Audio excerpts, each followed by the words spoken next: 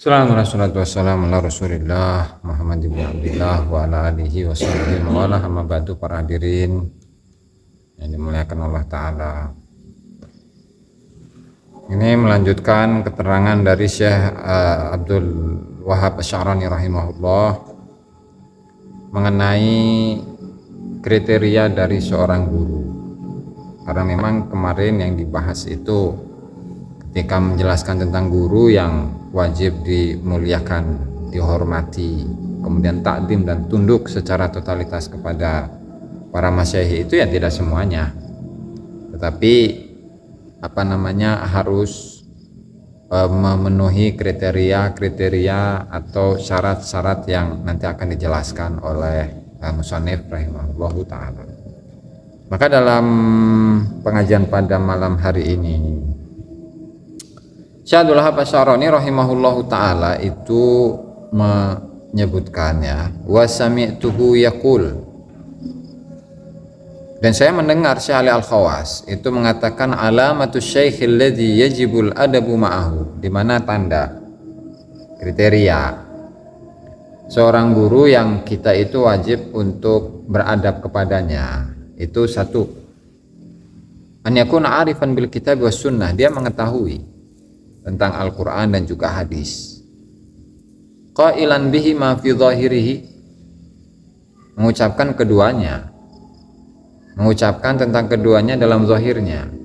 Artinya ucapan-ucapannya itu ya berdasarkan atas kitab sunnah atau saripatinya gitu.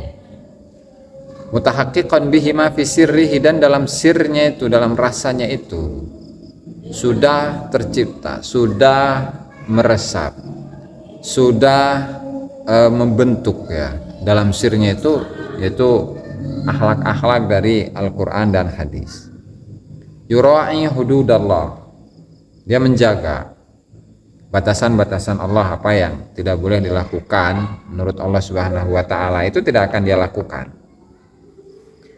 Dan wa yufi bi ahdillah, dia juga mendatangi apa yang sudah Allah Ta'ala janjikan kepadanya, apa yang menjadi perjanjian dengan Allah Subhanahu wa ta'ala dia laksanakan. La yata'awwalu fil wara', dan dalam sifat wira'inya itu tidak mentakwil-takwil, tidak beralasan.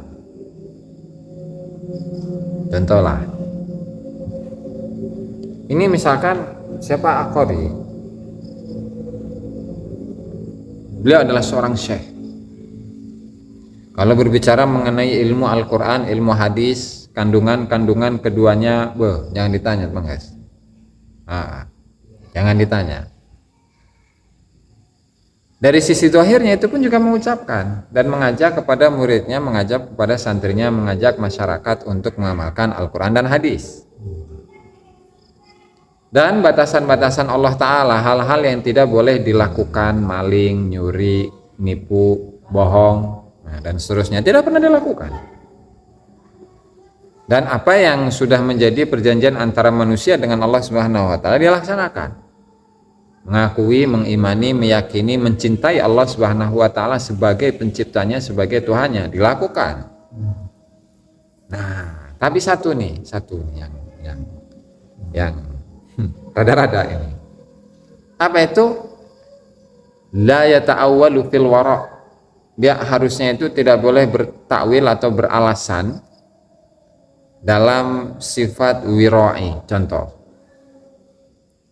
Aqori itu kan tadi kriterianya jelas tadi itu kan, memiliki sifat-sifat yang bagus-bagus bela.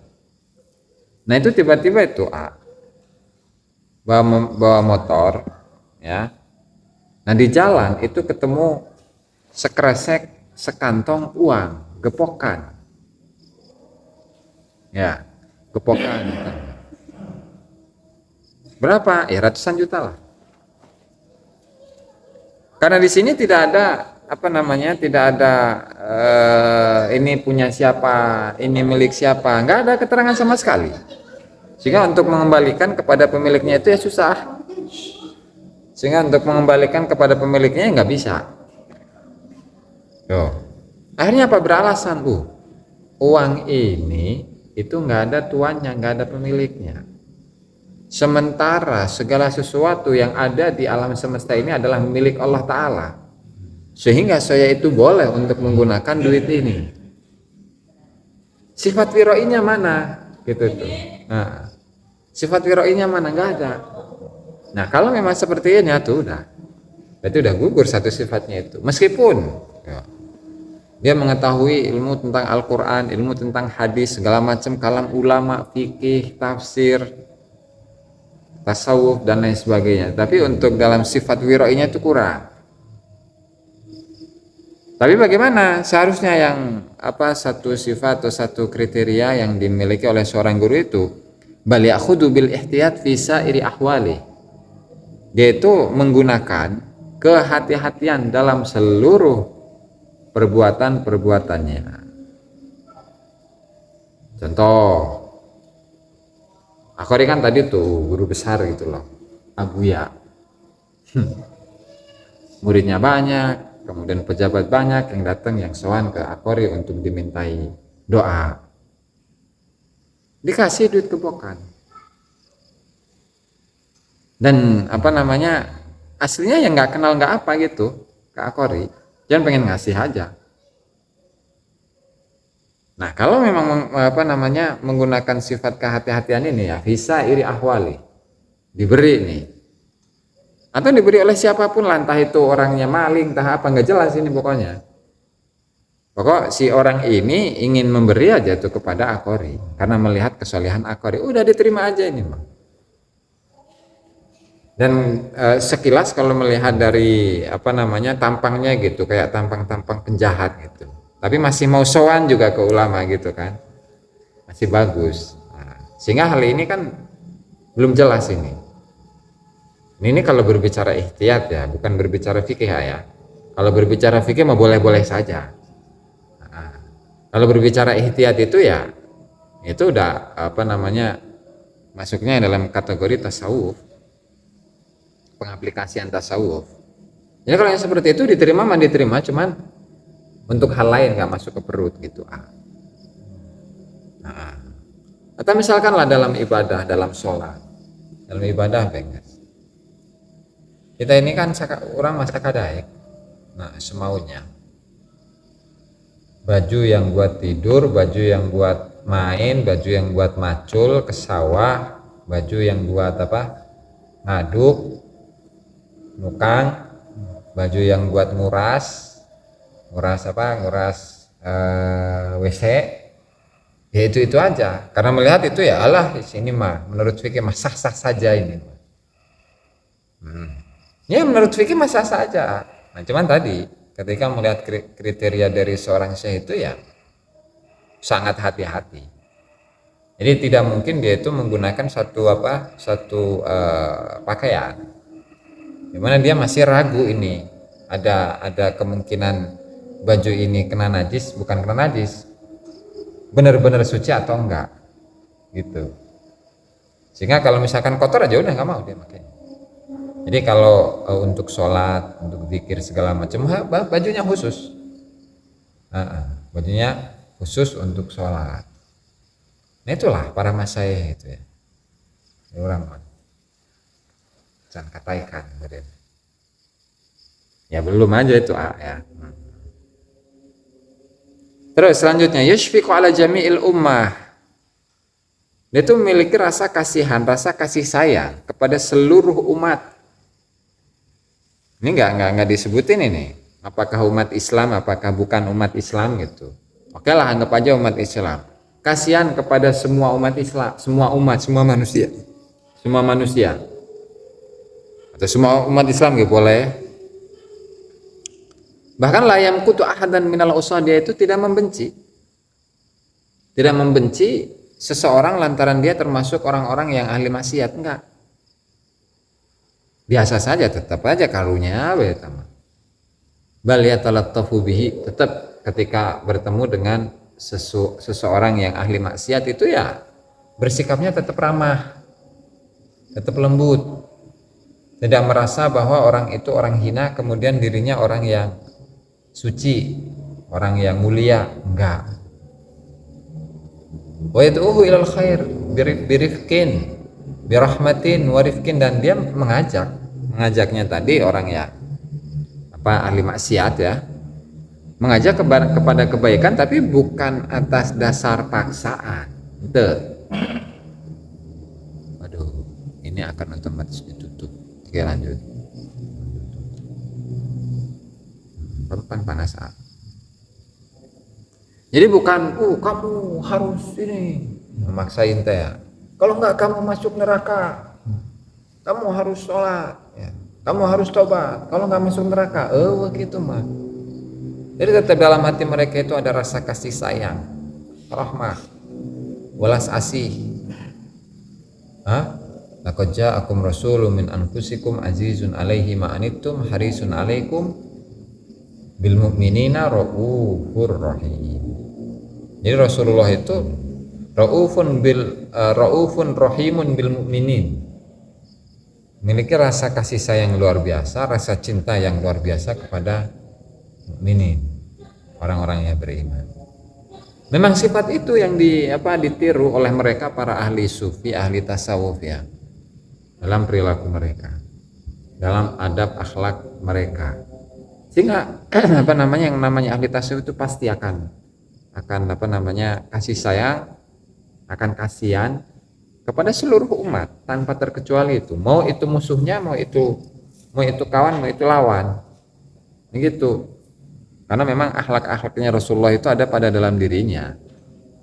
Tuh. Juduhu mutlak alal barri wal fajir wasyakir wal jahid. Pendermawanannya itu ya lepas.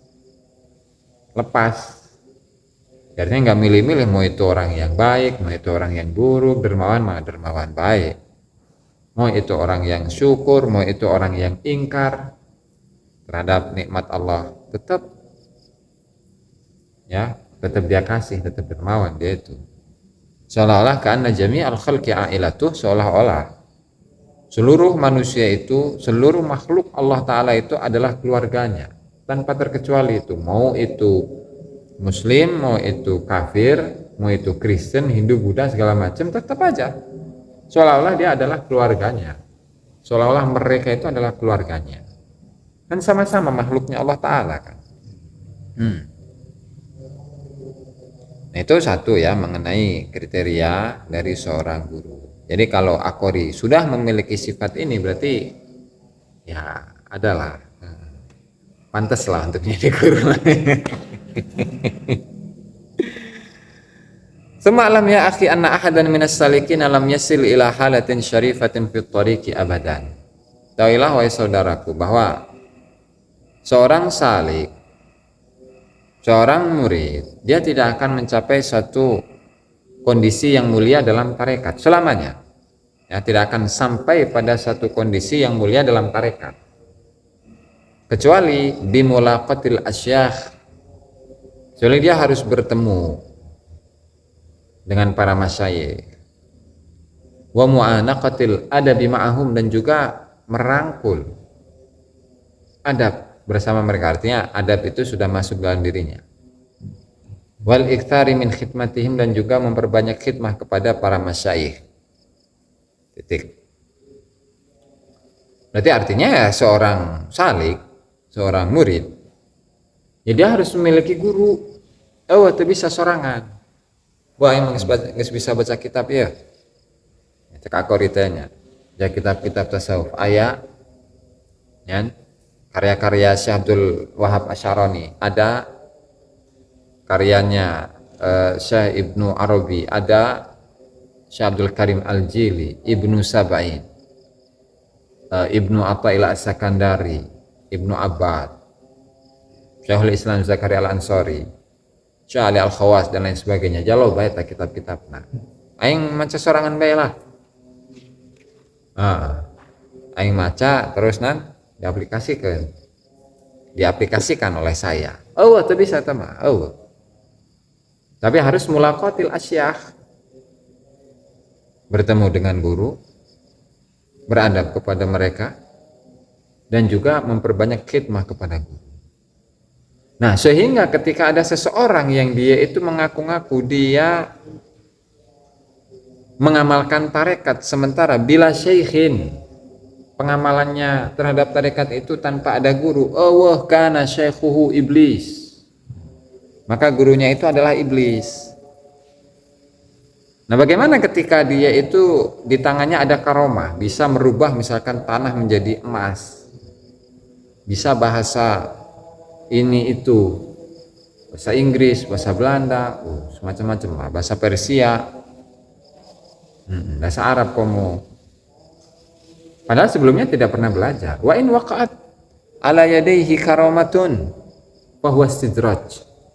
Maka tetap meskipun dia hebat, dia terlihat hebat, memiliki karomah dan segala macam, tetap itu masuknya dalam kategori istidraj. Kenapa? Karena tidak ada seseorang yang memberikan arahan kepada dirinya.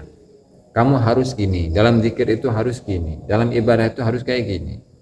Bagaimana cara menetapkan hati, menguatkan keimanan, keyakinan, supaya hati itu tidak goyah, tidak goyang, itu seperti ini.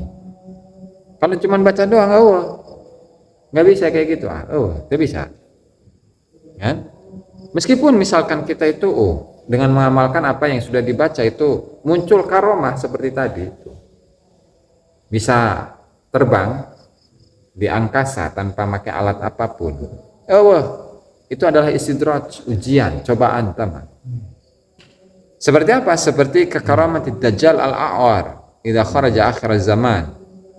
Seperti karomahnya Dajjal, yang dia itu memiliki surga, memiliki neraka, tinggal pilih mana nih, surga saya atau neraka saya ini. Kamu harus iman kepada diriku. Tuh. Terus apa namanya, bisa mendatangkan kekayaan, hujan, ayah duit, butuh apa, cewek, seret keluar cewek gitu, akori, dengan korita. Nah, etalah. Meskipun banyak karomah, itu adalah istidraj. Kenapa? Ya tadi, karena tidak ada yang memberikan kepadanya bimbingan, sehingga untuk sikap dan lain sebagainya dia itu tidak tahu. Karena yang namanya manusia itu akan selalu membutuhkan bimbingan. Kalau dia memaksa sehingga mengamalkan segala sesuatu sesuai dengan apa yang dia inginkan, ujung-ujungnya nanti istidraj, bukan karomah dari Allah Ta'ala, tapi justru istidraj dari Allah Subhanahu Wa Ta'ala, seperti yang terjadi pada Dajjal. Itu terserah teman. Mau memiliki guru dalam tarekat silahkan, mau nggak memiliki guru dalam tarekat atau mah nggak baik, milih mau jadi Dajjal atau mah nggak. Allah Ta'ala alam bisa.